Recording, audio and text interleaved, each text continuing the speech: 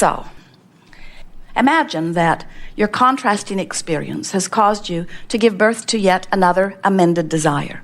So imagine that this desire is out there in your future experience, and you are moving toward it with every thought, word, and action that you're offering.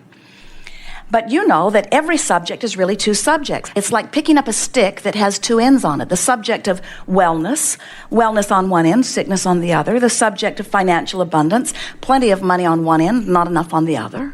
Relationships, feeling really good on one end, not feeling so good on the other. So every subject is like a stick with two ends. So out there in your future is a big long stick called financial abundance. And right now, where all of your power is, you're having an experience which is causing you to offer mental or verbal commentary. So as you say things or focus on things that feel sort of good to you, you begin progressing toward the end of the stick that will please you when you get there. But as you say things that don't feel so good, you begin proceeding toward the end of the stick that won't feel so good when you get there.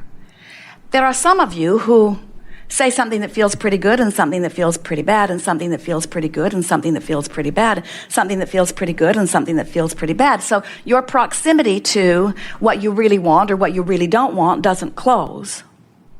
It's sort of like you've got this option right now to fork off in the direction of what feels good or to fork off in the direction of what doesn't feel so good. And we see you sometimes, you do a pretty good job of forking toward what you want until you have lunch with someone, and then you fork in the direction of what you don't want, and then you regain your balance and you fork more back in the direction of what you want, and then you watch television and you fork off in the direction of what you don't want, and then you get hopeful about something, you begin looking for positive aspects and you fork off in the direction of what you want, and then your bills come and you fork off in the direction of what you don't want. And what we're wanting you to understand is that you have control about the direction in which you fork, but we want you to be forking because of the way it makes you feel, not because of what's happening right now in your red hot moment. In other words, as you let this be a vibrational, emotional journey, as you mentally see yourself proceeding toward the corner that has what you are wanting in it rather than the corner who has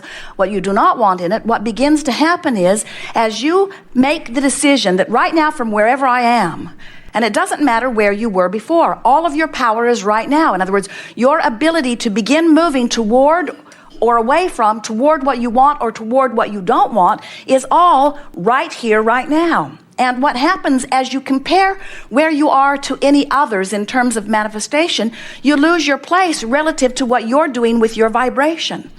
But when you make it an emotional journey rather than an action journey, and you reach for the best feeling thoughts that you can find, what begins to happen is you begin gradually leaning in the direction of what you are wanting until you just become one who is so clearly expecting, anticipating things to go your way that even when something appears to not be going your way, you know that nothing's wrong, that you're just not understanding everything because it really is going your way, because after all, things always go your way.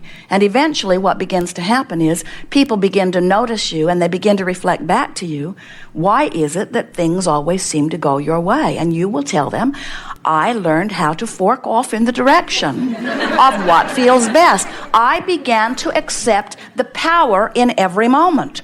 And we think that many of you don't realize the power that you have in every moment. And we want you to leave this gathering really understanding that it is really a matter of, in this now where you have all of your power, of making such peace with where you are that you begin forking in the direction of what feels good.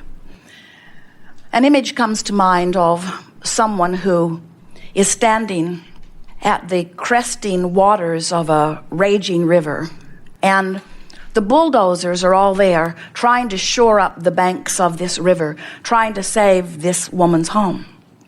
But the floodwaters have been rising, and the people on the bulldozer can see that they are a very incompatible match to the water that is raising. And when you see the television camera pointed at the woman and you see her fretting as it seems inevitable that this water, this current, is going to sweep her home away, we want to say to her, so be it.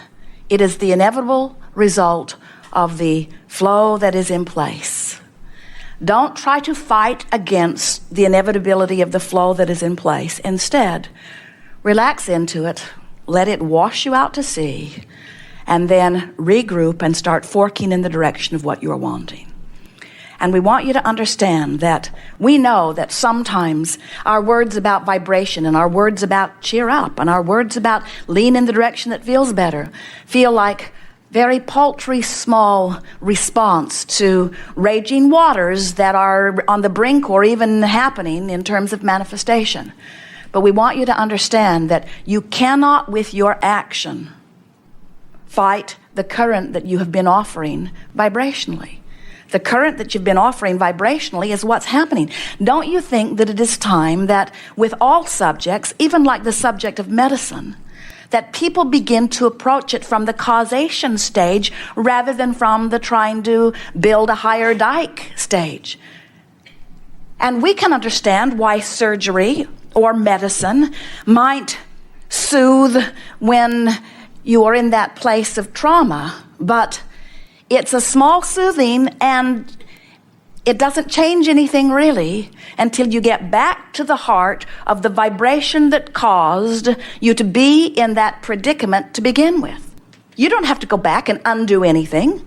You can stand right where you are and utilize the guidance system that is within you, that is lovingly knowing everything that you are and everything that you want in relationship to where you are vibrationally about it, that is giving you vibrational feedback in every moment to help you know the vibrational relationship between these two powerful points of vibrational relativity. Isn't that good to know?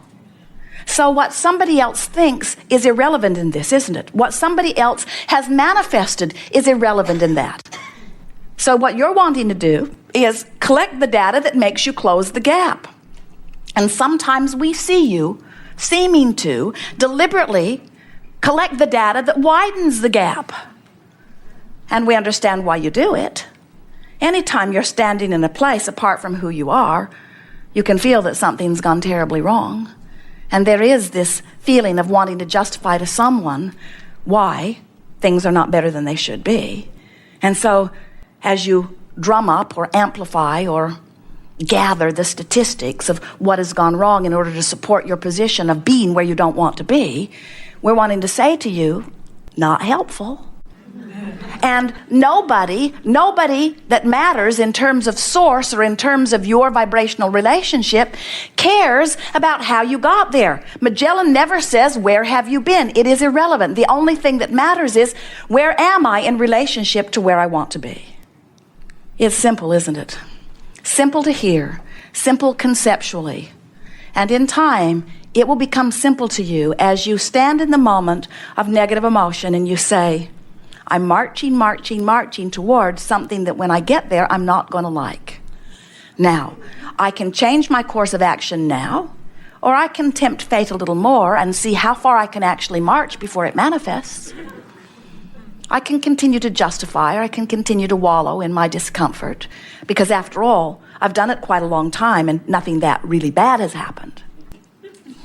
And we say, you get to choose, and no one is unhappy if you receive manifestations that are different from what you want. But we do want you to know that your true joy will ever only come when you are a vibrational match to who you really are. You can't have become this bright, shining new being with all these bright, shining new ideas and be over here, not yet a vibrational match to it, and really be in your ultimate joy. So the optimum creative experience is for the contrast to continually give birth to new intentions, and you to just continually reach for the best feeling thought that you can find, so that you become steadily a vibrational match to the new intentions. And then the way your life plays out is you don't feel frustration about what's not yet manifested. Instead, you feel the life-giving qualities of these new intentions that are summoning life through you. You are eternal beings, and you cannot be eternal and complete at the same time. They do not go together. If you are eternal, then you are growing. And if you are growing, then there's stuff not yet done. And if there's stuff not yet done, then you are incomplete. But when you are incomplete and happily optimistic, now you are living life in the way you did from your non-physical vantage point when you decided to jump into this time-space reality. You said there'll be plenty of things that I adore, plenty of things that I don't like so much, and out of all of that will be born my unique intentions for me. And Source says, and when you find them big or small, we'll be right there with you, because no one better than you can decide from your vantage point. And when you decide, we'll be there, and you'll have guidance that will let you know whether you're there or not. We're done. Go to the beach. So, you have some things you want to talk about. We see our value to you in helping you to close the vibrational gap. We do not see our value in the way some of you have been approaching life. Humans often, when they see a condition that makes them feel good, they vote for more conditions like that. And when they see a condition that causes them to feel bad, then they push against and try to eradicate the earth from those conditions. And what we're wanting you to understand is this is an attraction-based universe. It is all about inclusion. When you give your attention to something wanted and say yes to it, you include it in your vibration. When you see something you do not want and you shout no at it, you include it in your vibration. So there is no such thing as no in this vibrationally based universe. We see our value to you in assisting you, not in trying to figure out how to change the condition so that you can feel better in response to the condition. That's conditional love, isn't it? I feel love under these conditions, but not under those conditions. And we say, no, that's not who you are. Who you are is love. You feel love under all conditions, which means you have the ability to focus your mind in such a way that you stay in vibrational concert with that which is love, with that which is source. You don't need to demand that conditions change. And so sometimes you'll want to talk about something your son is doing, or something your mother is doing, or something that your employer is doing.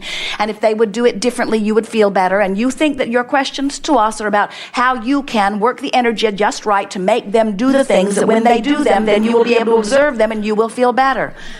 And we say, surgery we understand, medicine we understand, bulldozers on the dike we understand, and we understand your motivation for wanting to do that. We do understand trying to keep your head above water just for one more moment while you get another breath of air. But what we are really wanting you to understand is that unless you do something about your vibrational countenance, nothing can change. Nothing long-term will change, that's certain.